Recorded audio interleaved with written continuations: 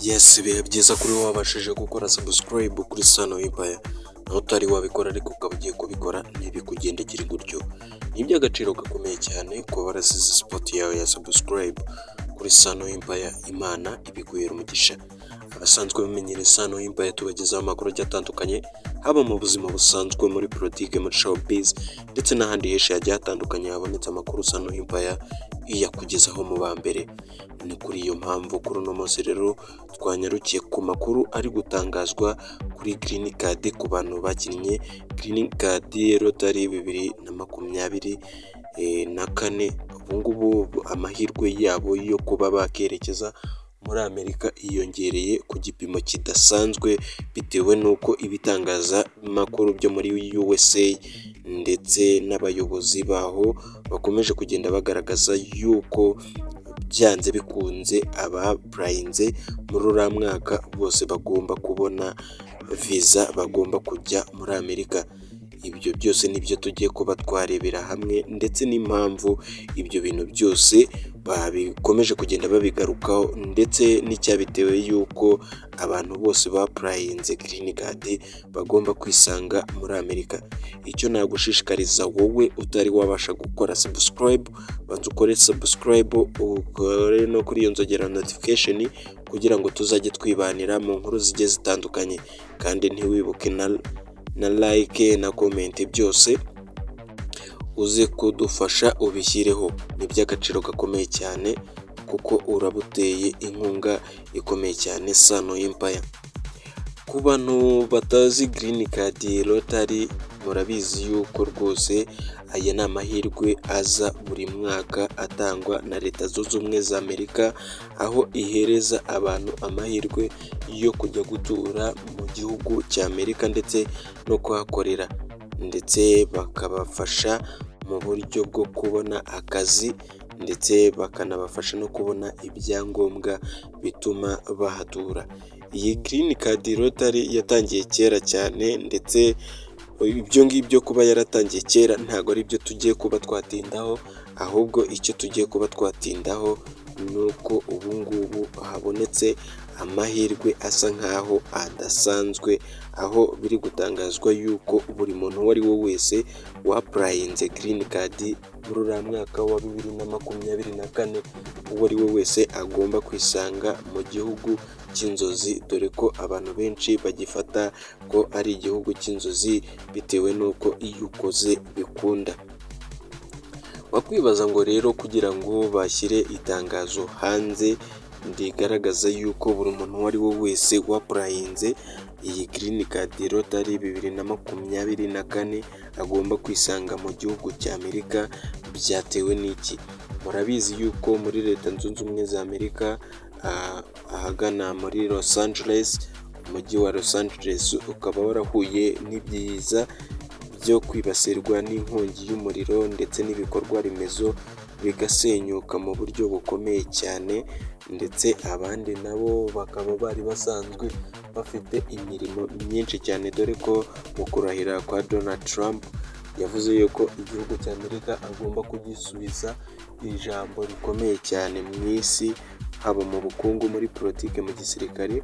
aho hose. Ibyo byose rero bizaba bikeneye abakozi, ndetse no kuba babona izindi mbaraga ziturutse ahantu henshi hagiye hatandukanye. Akaba ariyo mahirwe rero yatumye yiyongera ku bantu bakinnye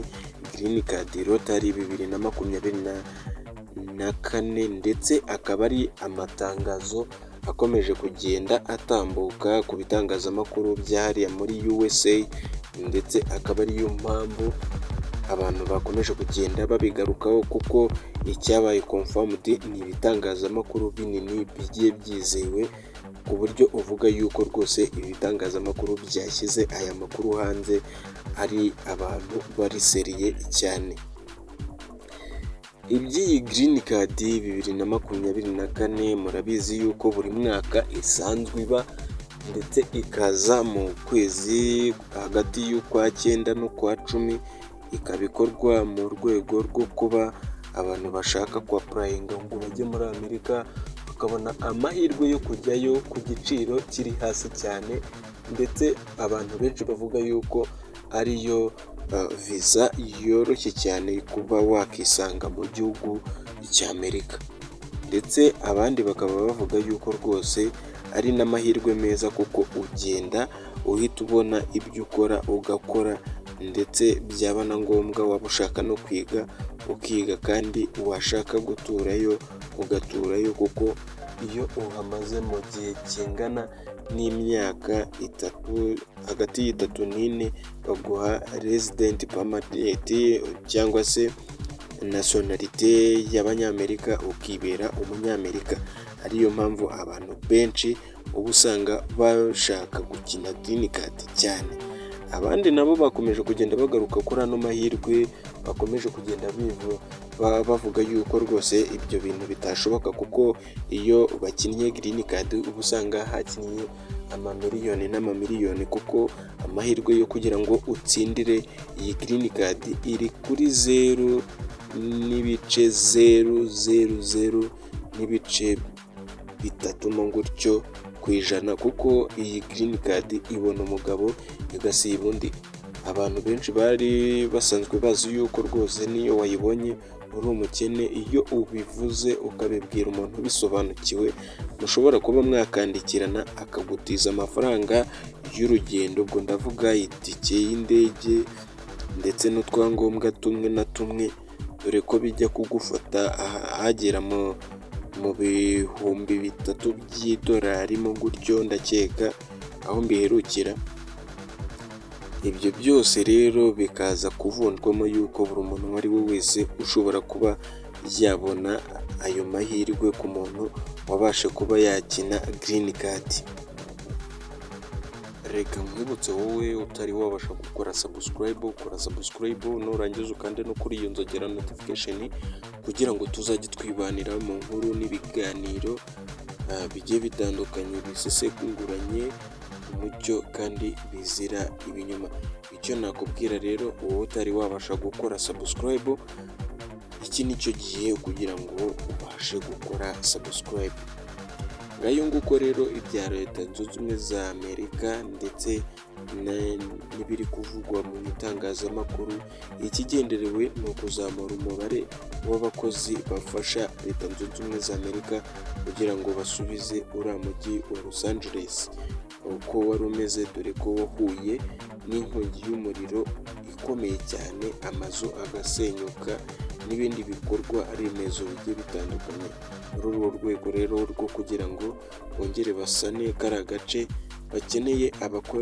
abakozi benshi, kandi no mu bindi bice bisanzwe muri za kariyeri zigiye zitandukanye, haba mu buvuzi, mu buhinzi, haba mu bworozi, haba mu bucukuzi bw'amabuye, haba ndetse no muri serivisi zo gufasha abantu, ndetse n'ibindi bigiye bitandukanye, byose bikomeje kugenda bikenera abantu, haba mu nganda cyane cyane, dore ko abantu benshi iyo bagiye muri Leta Zunze Ubumwe za Amerika baba bagiye gukora mu nganda zigiye zitandukanye, aribwo akazi kagenda kaboneka, dore ko iki gihugu gikungahaye ku bijyanye n'inganda zigiye zitandukanye zitunganya ibintu byinshi zigemura mu mpande zigiye zitandukanye z'isi, dore ko Leta Zunze Ubumwe za Amerika zihariye isoko rigari hano ku isi, ndetse ikaba izwiho no kugira inganda ziremereye ndetse n'amakompanyi aremereye, bimwe twavugamo nka Amazon, za kompanyi zicuruza amamodoka, kompanyi zicuruza ibijyanye n'amatelefoni ndetse na za laptop, ndetse n'ibindi bigiye bitandukanye, harimo n'imyenda. Izo kariyeri zose zikaba zikeneye rero abakozi, akaba ariyo mpamvu Leta Zunze Ubumwe za Amerika zashyizeho ubwo buryo bwo kuvuga ngo umuntu uwo ari we wese wakinnye green card mu 2024, buri wese agomba kubona viza imuzana mu gihugu cy'Amerika. Ngayo nguko rero, reka ngusabe wowe utari wabasha gukora subscribe, kora subscribe nurangiza ukande no kuri iyo nzogera notification, kugira ngo tuzajye twibanira mu nkuru zigiye zitandukanye. Sano Empire igenda ikugezaho umunsi ku munsi.